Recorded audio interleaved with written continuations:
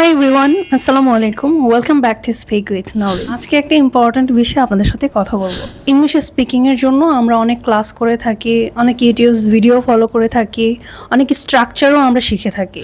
যে কোনো ক্লাস অথবা যে কোনো টপিকের উপর লেকচার আমরা অনলি শুনি। যখন আমরা নতুন কোনো স্ট্রাকচার শিখবো বা যখন আমরা নতুন কোনো সেন্টেন্স শিখবো, স্পিকিংয়ে অ্যাপ্লাই করার জন্য এবং এই স্পিকিং শেখার জন্য ওয়ান অ্যান্ড অনলি ওয়ে হচ্ছে কথা বলা।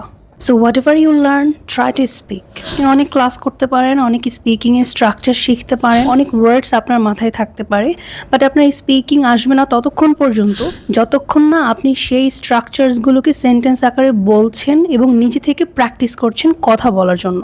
So my message will be that have to speak to learn speaking. আপনাকে অবশ্যই প্র্যাকটিস করতে হবে এবং ইংলিশে কথা বলা ট্রাই করতে হবে। আপনি যদি কথা না বলেন, জাস্ট ক্লাস করে যান, অর আপনি যদি অনলি ভিডিওস দেখে শিখে যান নতুন স্ট্রাকচারস, তাহলেই কিন্তু আপনি স্পিকিং শিখতে পারবেন না। So try to focus on your speaking too, it's really important. So don't just learn, try to speak also. Thank you everyone, Allah Hafiz.